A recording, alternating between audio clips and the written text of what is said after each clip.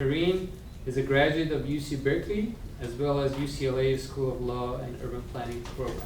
With that, I would like to welcome Caryn. Thank you. Thanks for joining us today. Thank you. Thank you. Thank you, Dr. Mazzari and Dr. Allen for having me. And you guys, thanks for attending. I know you guys are going into finals, and so you are short on time, and I want to make this conversation as productive as possible for you. So as I go through my slides, if there's something that's unclear, let me clarify it for you at the moment. But if you have questions and want to dig deeper into concepts, write those questions down so that we can talk about them when I'm done with my slides and go into more detail, okay? So let's see, I want to start with a value proposition about the importance of clean water and protecting our water resources. And then I'm going to present 3 phases of the status of water sustainability here. The 3 phases start with the current challenges to water sustainability, current opportunities and uses of sustainability, and then the last phase, I'll go into examples of transformative water infrastructure that's intersecting with other utilities like the power sector, transportation sector, and waste sector. So starting with my value proposition, clean water is the foundation of every community. Every person, every organism relies on clean water. Every job, the market, the economy, they all rely on water, from power plants to factories to farms of servers for computers. They rely on water. So don't just take it from me. If you read the Atlantic magazine annually, they put out the top 10 inventions. Consistently, indoor plumbing is up there in the top 10 inventions. If you look at the British Medical Journal, they place sanitation as #1 medical invention in modern day science, above antibiotics, above vaccines, above anesthesia, sanitation #1. So as we look at water infrastructure and the challenges to water infrastructure today, consider just how important scientists and world leaders think about water on a day-to-day basis. So let me start with challenge #1. This is a data set that has been visualized by the Brookings Institute in DC. The data comes from the EPA, and it talks about the fragmentation of our water systems, i.e. water providers throughout the United States. And you'll see that this very high bar is dealing with very small water systems or agencies, those serving 500 people or fewer. And the very high bar on the left side has to do with population. So the good news is these very large water systems are the ones serving the largest proportion of our population across the United States. And why is that good news? Because it's the larger water systems that are the more advanced water systems. They have the economies of scale to be able to invest in the state-of-the-art technology, in the data analytics that drive their priorities, in the personnel that has the best training, and they are actually doing a good job of serving clean water to population centers, to industry, to markets, and they are helping us be as advanced as we are. Yes, Dr. Allen. You said we could interrupt with questions. You can. The small ones, are these mostly rural communities? Or? In many instances, they are rural communities. Here in California, we know that there are 1 million people that don't have access to clean, safe, affordable water. And by and large, those are served by very small water districts. There are some, however, here in urban areas, here in urban Los Angeles. We have about 35 to 50 very small water systems. So recent data from the EPA says 40 states across the United States will experience water shortages in the next 4 years, by 2024. We anticipate that that'll be exacerbated due to the fragmentation and these smaller water systems that don't have access to the resources necessary to reinvest in their systems.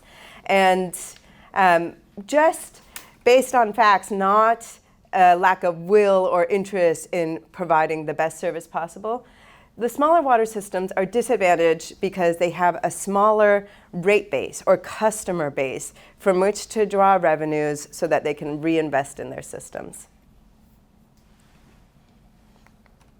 So challenge number 2, you guys may have seen some of these around town. These are pictures here in Los Angeles of infrastructure, aging infrastructure that has bursted at the seams at times. The average lifespan of plumbing pipes is 80 to 100 years. Despite that, around Los Angeles and around the United States, many water systems are using pipelines that are well over 100 years old. And main ruptures cause significant damage. You guys may remember at the peak of our last historic drought in 2015, there was a rupture on Sunset Boulevard. It was 2 mains. One was 80 years old and one was 90 years old, both under the management of DWP, which is a highly sophisticated water agency. The reason those weren't maintained, and this is deferred maintenance, is because neighbors in the area had complained that when the streets were repaired and they would put new asphalt on, they would drive over that asphalt and then it would leave marks on their driveways. So the city didn't want to be held liable for the marks on the driveways of the residents off of Sunset Boulevard. And to their regret, these 2 main bursts, they sent 20 million gallons of water onto the UCLA campus and caused $13 million of damages. So you can imagine, if you have main bursts, it is very expensive to repair the kind of damage to the property that flooding causes. And you should know that DWP is, again, it's the largest municipal water agency in the United States, and it's one of the most sophisticated. So just think about all of those small, very small, and medium-sized water agencies that have even less capacity to deal with their aging infrastructure. So our next challenge is contaminants. There are both anthropogenic or industrial contaminants and naturally occurring contaminants. In the urban areas, we have more industrial contaminants. And research shows that those industrial contaminants are on the rise in our drinking water sources.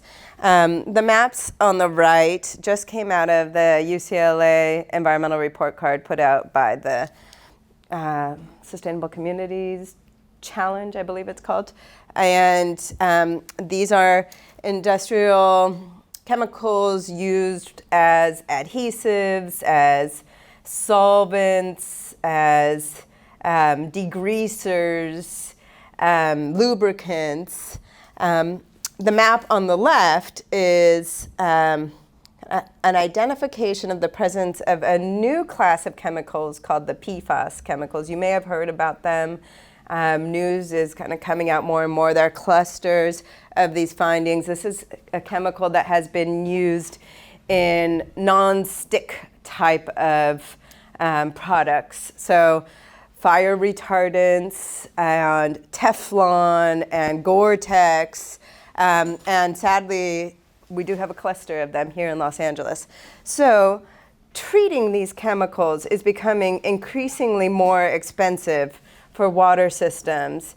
And you may ask, well, how do they get into our drinking water? Unfortunately, we don't have state-of-the-art regulation and enforcement over the discharge of these chemicals into our groundwater basins.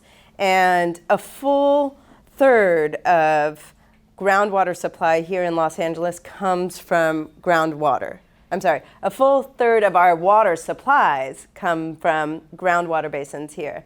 So when regulators don't notice that facilities drop their chemicals on the ground or into the drains that hit stormwater and then seep into our aquifers, that's how these chemicals end up in our groundwater supplies.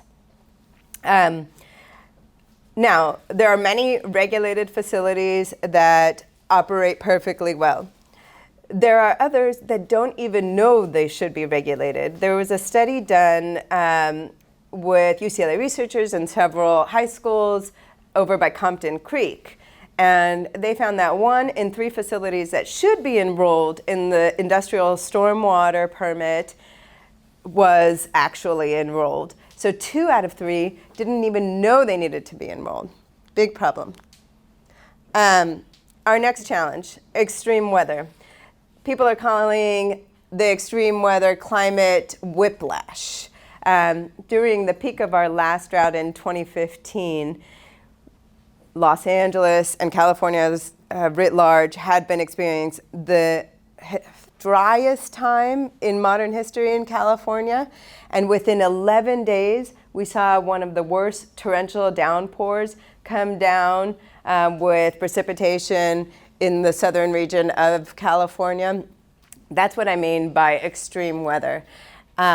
This is research showing how frequently we're going to have extreme heat days in the Los Angeles area by mid-century. We should anticipate anywhere from 2 to 4 times as many extreme heat days here in Los Angeles. Extreme heat means over 95 degrees. So that means we might have summer and then a hotter season year-round here in Los Angeles if you happen to live around Porter Ranch or Sylmar. It's pretty hot. And that would be followed by periods of torrential downpours. And some of our infrastructure is not prepared to deal with the kind of drainage necessary to get out of harm's way. I was driving down to visit family in San Diego on Thanksgiving, and you guys might have been on the roads on Thanksgiving. And I looked at the warnings on the weather forecast, and they said the number 1 fatality during floods is people in their cars that are trying to get through those big pools of water, and they end up getting flooded in their cars, and that's how they drown. So it's a huge hazard, and we have to figure out ways to be able to get water and people out of harm's way when we're experiencing these torrential downpours. So as for the hotter days, the CDC, the Center for Disease Control, has found that extreme heat causes more deaths than any other weather-related cause. And in California during the last heat wave in 2006, they saw an excess of 16,000 emergency room visits. Reason being is that any chronic illness people have, be it heart disease or kidney failure or diabetes, they're all aggravated by extreme heat. So that sends people into the emergency room a lot more. The county public health department also said there has been a steady increase since that last heat wave in 2006 of emergency room visits. So don't take these extreme weather patterns for granted. We have a lot to adjust for in the coming years. In addition to the public health problems, the wildfires are also caused by extreme weather. So long periods of drought, they suck the moisture out of our soils, they kill off trees, or they make the trees so dry that they are a tinderbox just ready to ignite whenever there's a reflection off of some metal or someone happens to throw a cigarette butt out of their window. It's too common, and wildfires are now a regular seasonal occurrence here in Southern California and something we need to be better prepared for. The next challenge is storm surges, which not only are threatening all of our coastal cities and built environment, but actual water infrastructure along these areas as well. The EPA says that 23 out of 25 most dense cities in the United States are in coastal areas. So they need to prepare for storm surges that are going to drive sea level rise up. And here in Southern California, recent studies show that we should anticipate between 0.4 and 1.7 meters of sea level rise by the end of the century.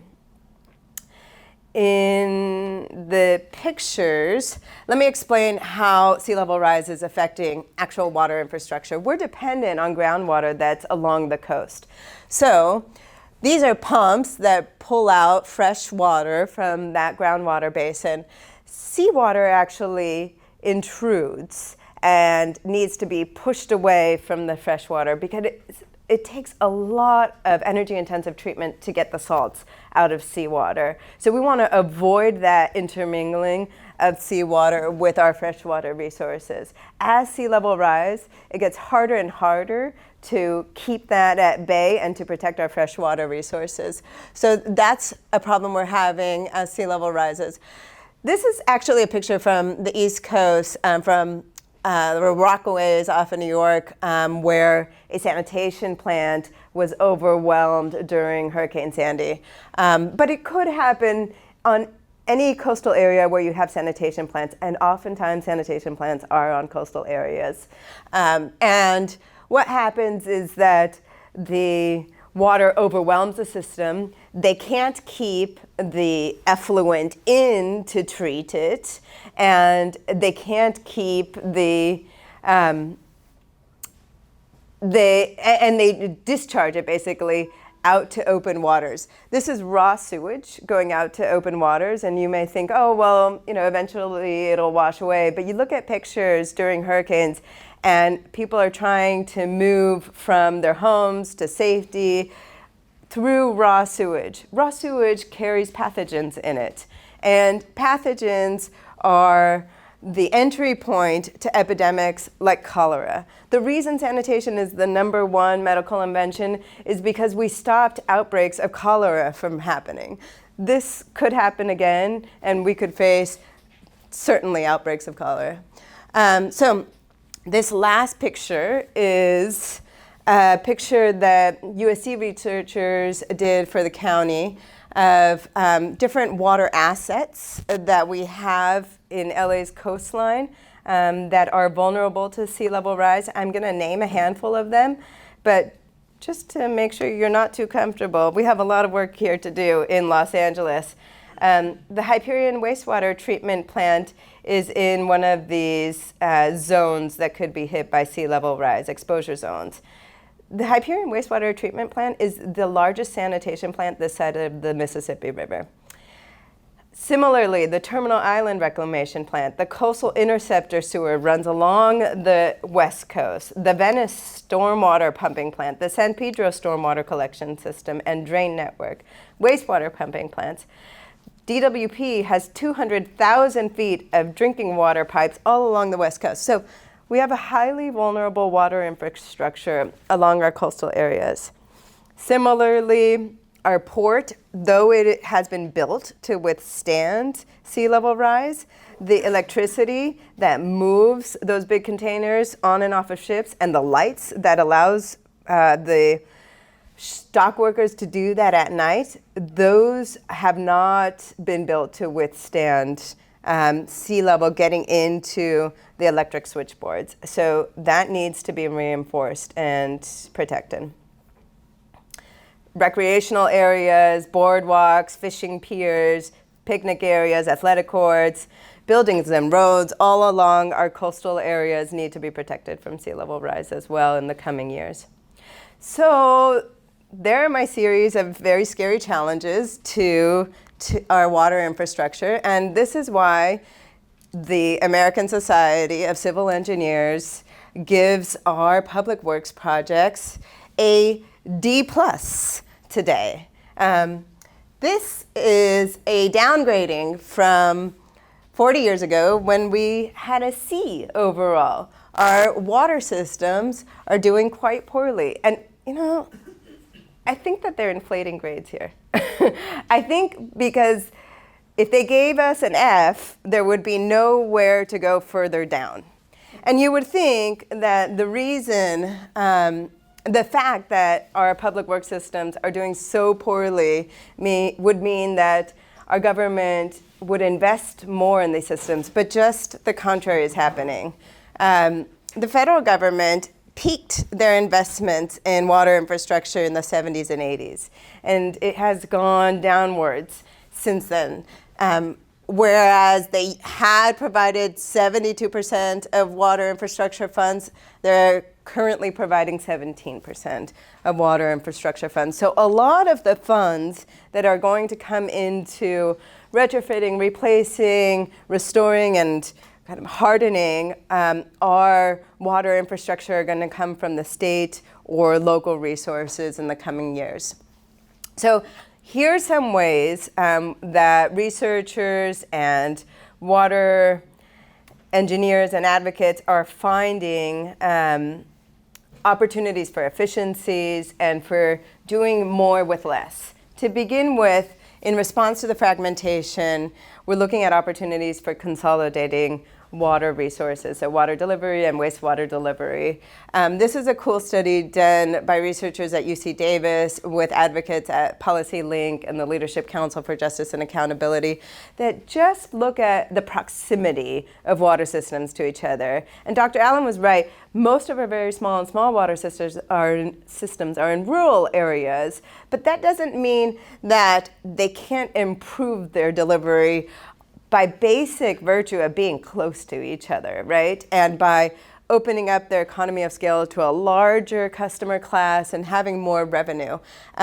This research shows that a full 170 disadvantaged, unincorporated communities overlap with existing public water systems. So those public water systems need to merely draw a connection between the residents and mains that are within their territory to be able to provide drinking water or wastewater services. 170 communities. 91 of them partially overlap. So it wouldn't take that much more to bring them onto an existing water grid, if you will.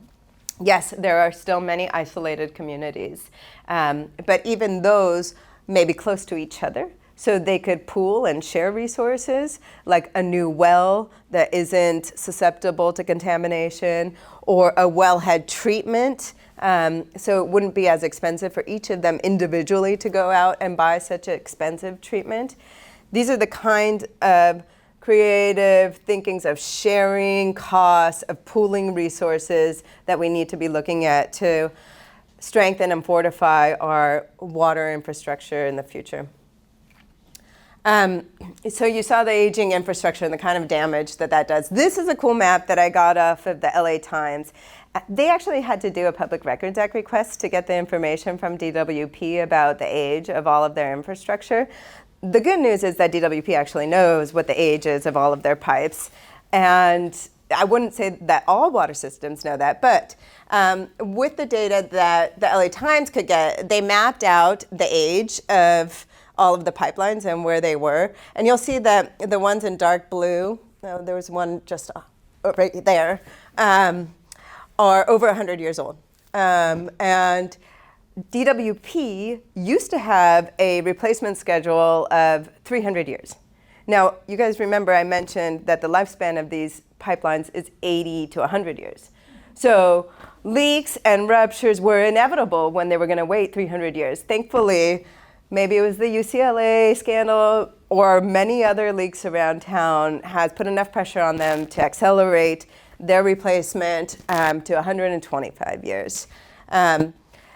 All water systems need to be able to identify the age of their pipelines and actually have a schedule for replacement and retrofits. The good news is while they're figuring that out, there are some new inventions that can help them close the gaps. So there are liners that can fortify existing pipes that are old or corroded. There are cool robots that are being sent into pipelines, sewers, into big cisterns to see where there's weakness on the walls of those pipelines and lining is needed.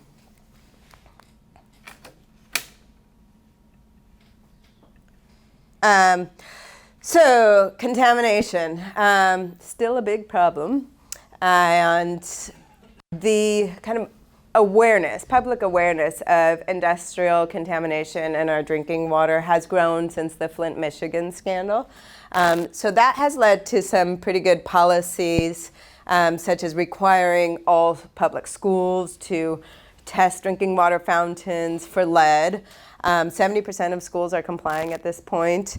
And some municipalities or school districts have gotten bonds to be able to retrofit their drinking water systems, create refill stations, educate students about water infrastructure. It's expensive though, $3.5 billion for the San Diego Unified School District. And yet, I imagine the folks in Michigan are spending a lot more now educating a whole generation of students who have been impacted by lead contamination. So probably well worth the dollar spent up front to make sure your water is not delivering lead-laden water to your young folks. Another cool piece of policy, state policy, that has come forward came from a local politician named Senator Hertzberg, who said, look, all these businesses that don't even know that they should be checking and monitoring discharges of the chemicals they're using should not be able to practice if they don't know. And when they go to the county or to the city to get a business license, you need to inform them that they are regulated if they're using certain types of industrial contaminants, and there's a procedure to ensure that those contaminants don't get off of their facilities and don't seep down into the groundwater and contaminate our precious water supplies. So that's a new law that's in place as of this year. Some of our bigger municipalities have adopted a cool new approach to water infrastructure called the One Water approach. Certainly the city of Los Angeles has done it, San Diego, Inland Empire, San Francisco, and the idea is that all of our water is the same water. You know, the water that runs through our sewage pipes is now being reclaimed. Eventually, it can be put back into our drinking water system. The water that runs through the LA River runs off of our streets. It might have come right out of our faucets or our hoses to water outdoor plants, and then went into the storm drains and out to Long Beach. Same water. And if we don't better protect it, offset our use of first one, cleanest potable water, we're going to lose it. And we're going to be susceptible to those water shortages that the EPA anticipates in 40 states throughout the United States within 4 years from now.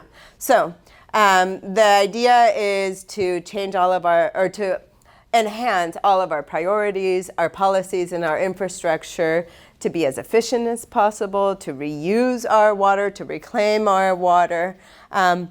And the concept is it will help our communities thrive. It will reinforce our economies and our markets so that those aren't susceptible to interruptions or shortages as well.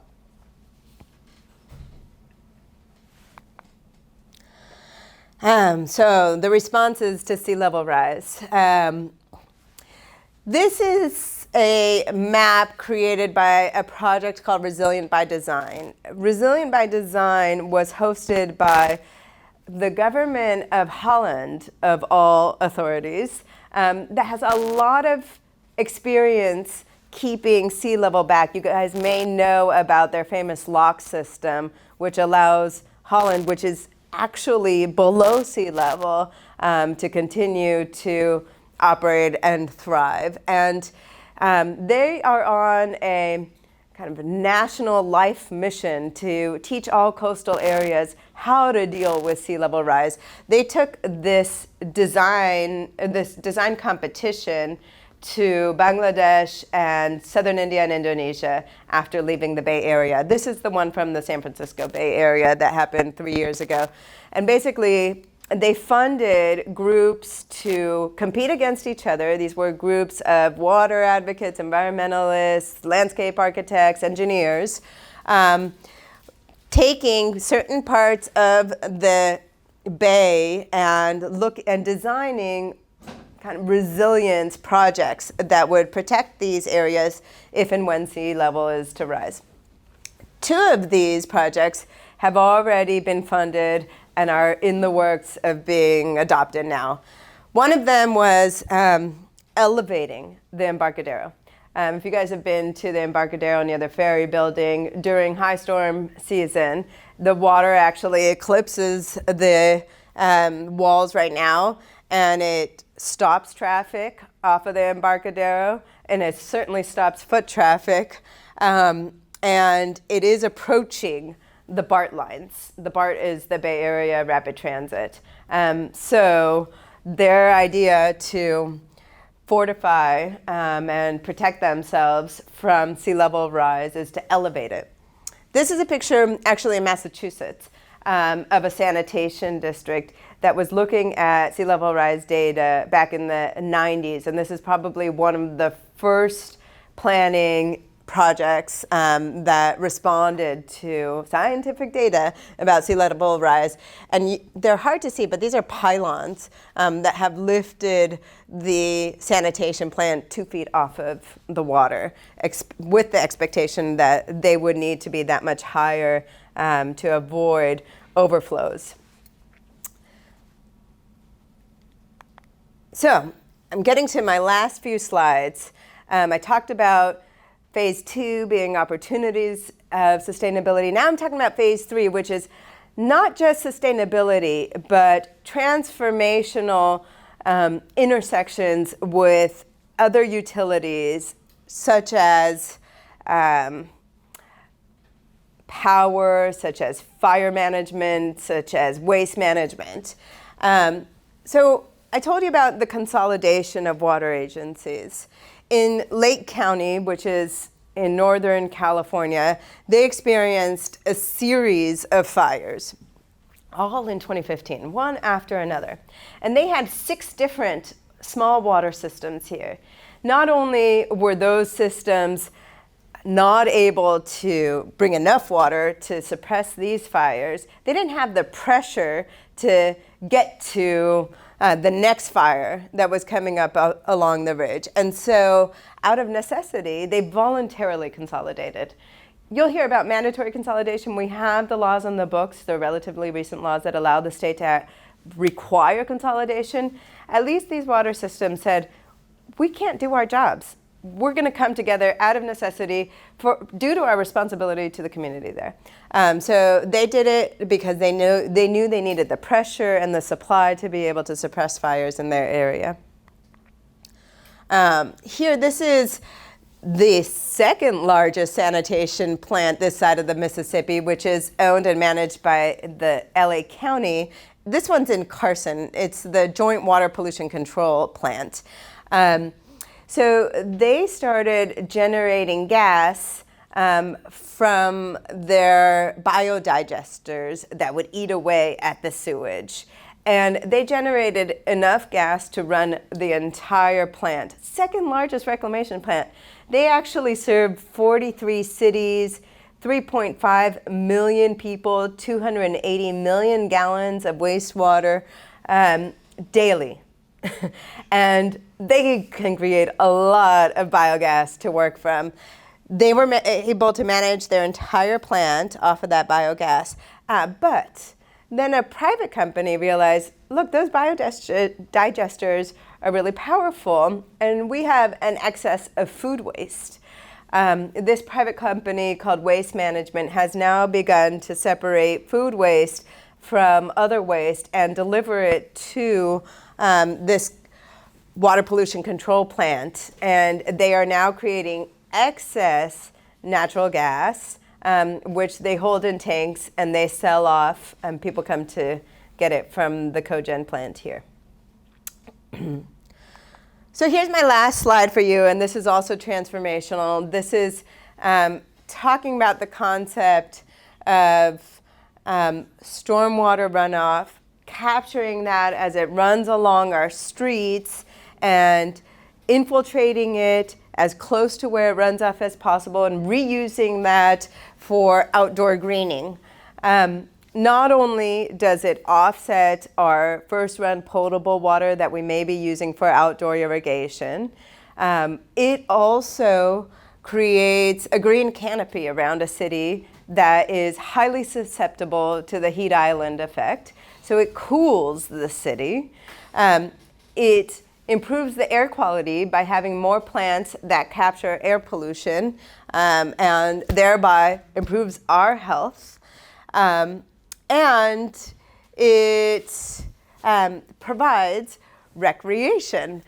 So this map was done by Cal Poly Pomona students in the landscape architecture department in partnership with Metropolitan Transit Authority to look at where the best corridors would be for both rail line and stormwater capture. So as the new rail line is being built out, they can also capture as much stormwater as possible. And as it turns out, the drainage corridors that come off of our mountains, which are the paths of least resistance when the rain comes down, happen to be also the best corridors for rail lines.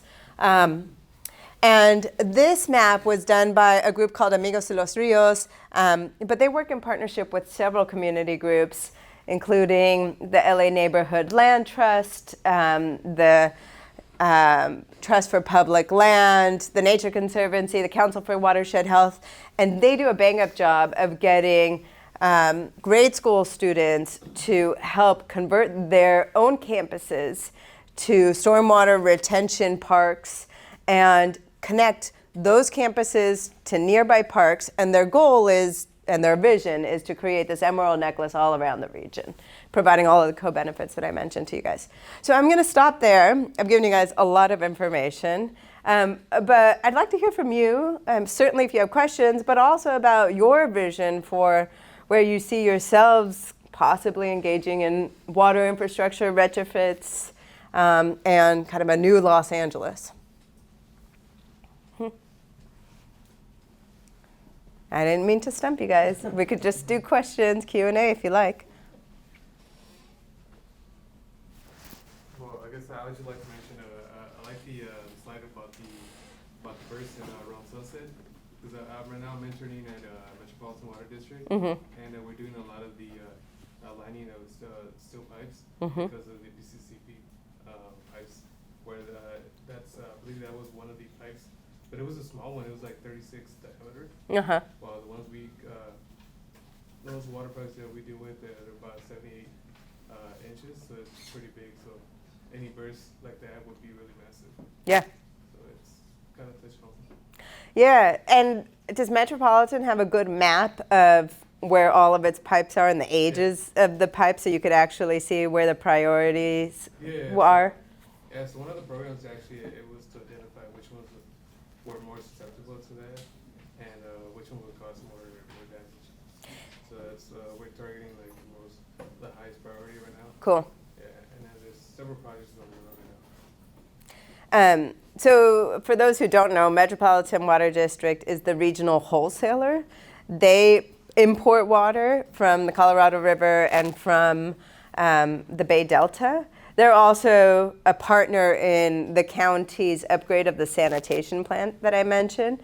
And they have 26 member agencies throughout Southern California. I think 13 of them are actually in LA County. Most of them are municipal. Some of them are also wholesalers, so then they have several retailers underneath them. But Metropolitan is the mothership, if you will, of water agencies down here in Southern California.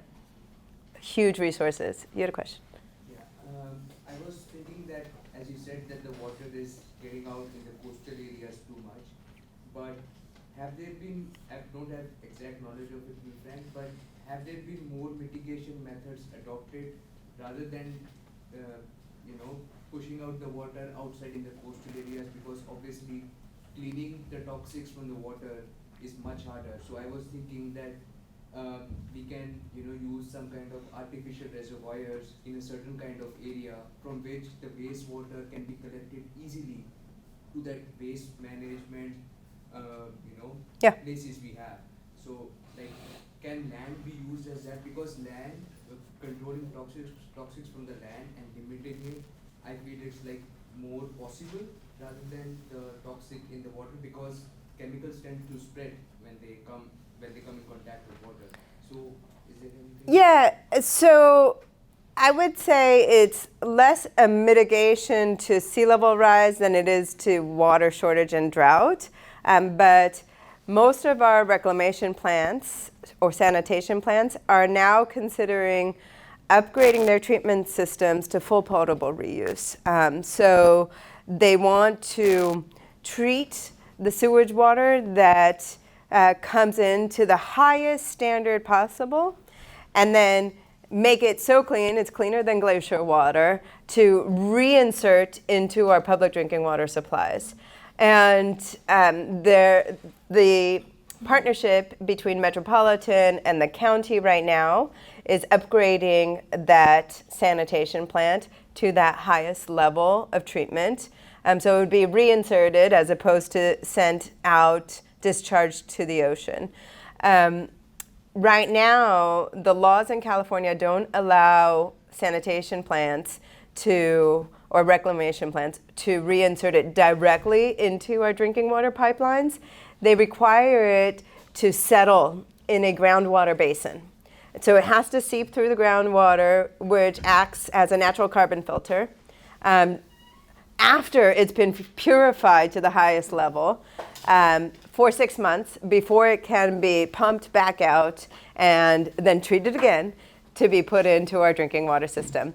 There is an effort afoot. There has been research going on for the better of 10 years to ensure that the reclamation treatment systems are of such high standard that the water would be clean enough to put directly back into the drinking water pipelines. And it has been done in emergency cases around the world. And I think you're gonna see an increasing amount of this reclaimed water used almost directly into the drinking water systems around the world, because these shortages are not just happening in the United States.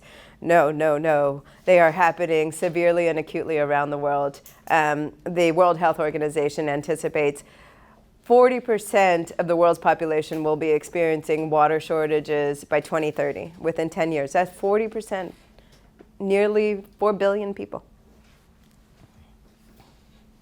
Dr. Allen. What do you see going on in the desalinization space?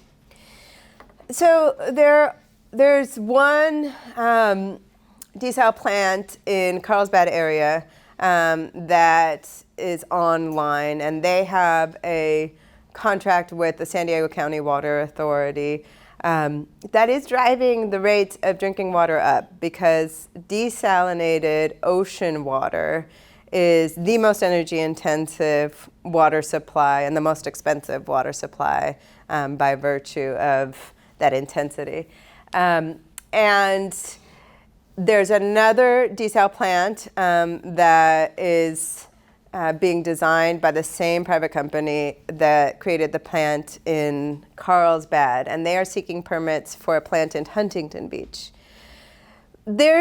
They have a strong presence in Sacramento among policy analysts, and a lot of policy analysts in Sacramento see that as the solution to our problems, since we have so much ocean water right here along our coast.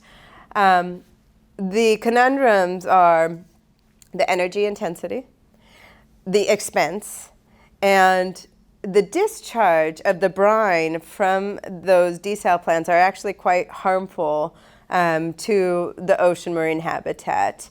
Also, the sucking in of the water, that technology has not been perfected so as to protect phytoplankton and very, very small microorganisms along the coastline. So it would have an effect on marine species as well. So there's a pushback. And it's unclear who's going to win the day at the policy level and the administrative level. But I'll tell you from my experience looking at desal plants in Australia, which built several desal plants after their 14-year drought, The kind of job and market opportunities that come from open ocean desal pale in comparison to the opportunities we have for conservation and reuse. So whereas you might have one person flipping a switch in a desal plant that costs billions of dollars, you're going to have 13 to 16 full-time jobs created per $1 million spent in the efficiency and reuse sector. So if you want a thriving economy, if you want the participation of communities, you're going to go for the low-hanging fruit, which is distributed conservation and reuse. That energy-intensive part of the ocean desal is also something we should be paying close attention to as we try to move to 100% renewable energies in California and actually reduce our energy footprint and carbon footprint.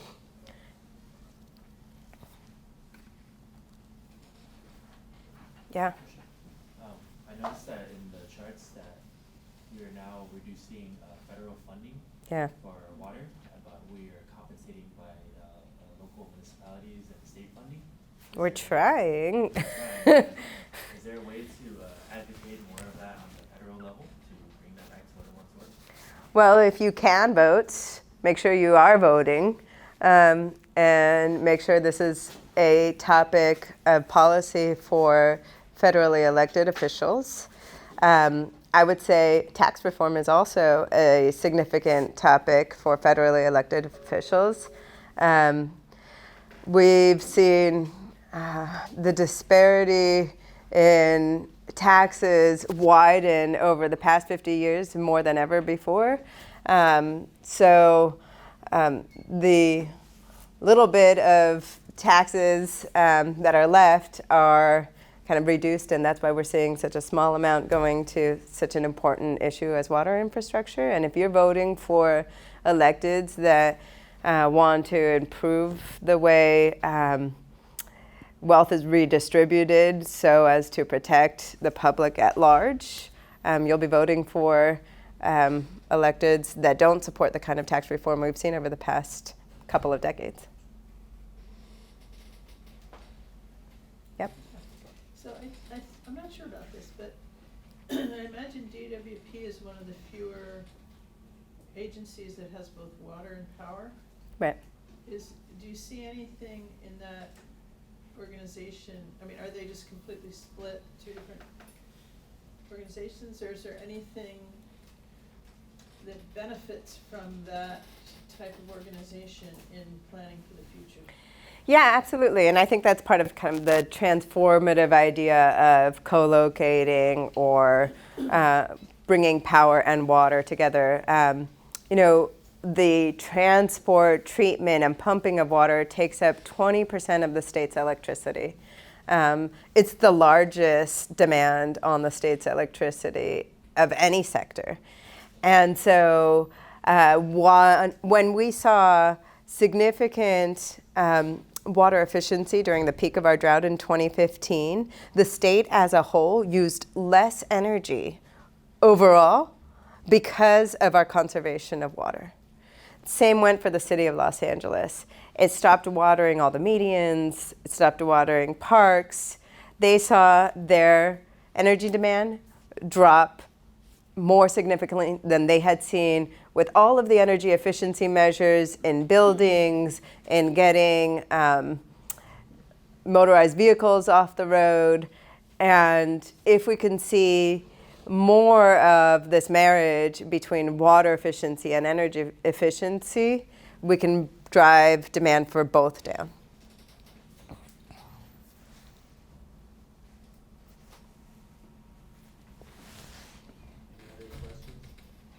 Just one last comment or question. Can you also please give us a quick announcement for the data challenge? Yeah, thank you for bringing that up.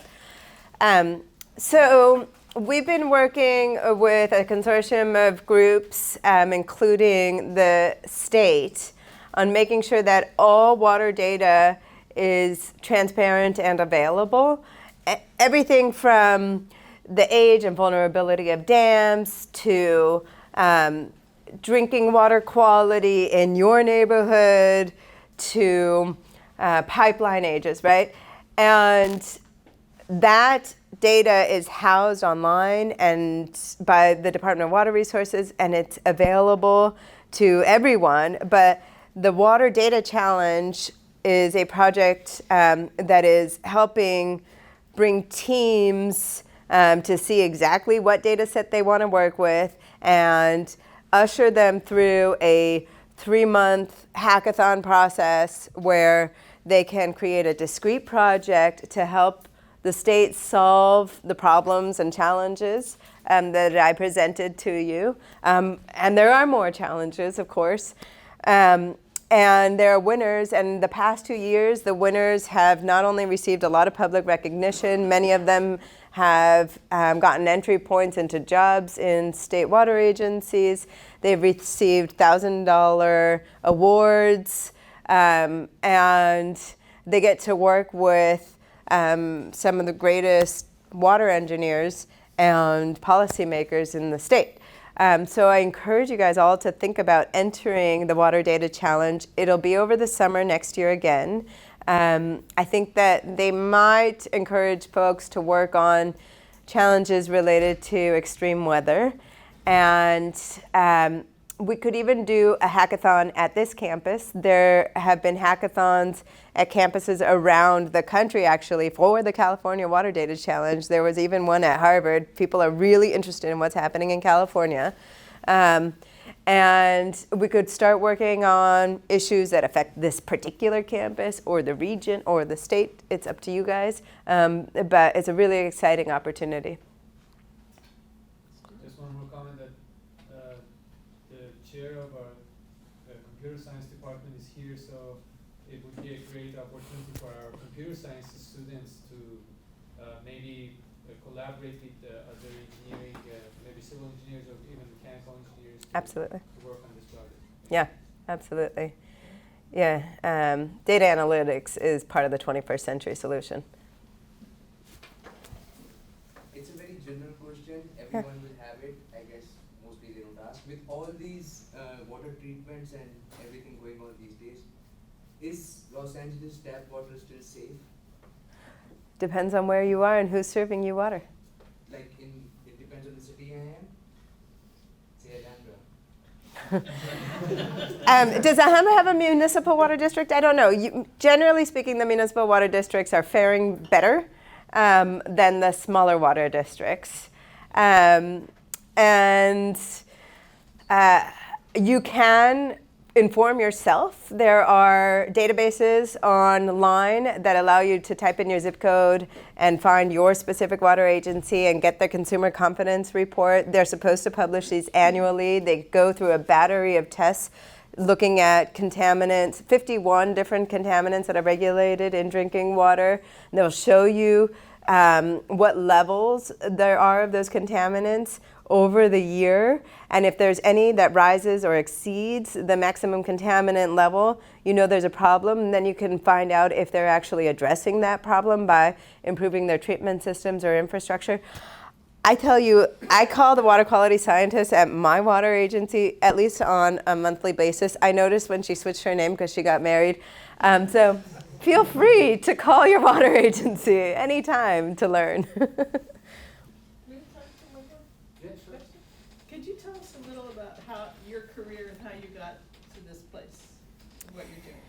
Yeah, so post-college, I was learning about sustainable development in Latin America, and I was really interested in sustainable agriculture.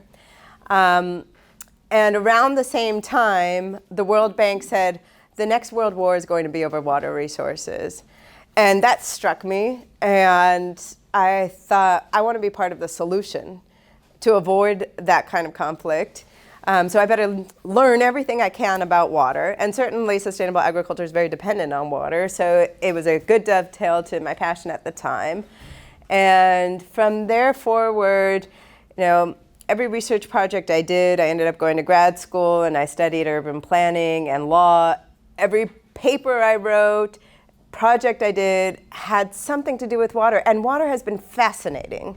You can look at the infrastructure of pipelines. You look at treatment systems which have a bioscience background in them. You look at data analytics to be able to prioritize where your resources are going. You look at rates and how those affect consumption. I mean, water is an endless area of study and growth, and so it has kept me busy for the past 20 years in exciting ways. All right. Cool. Thanks.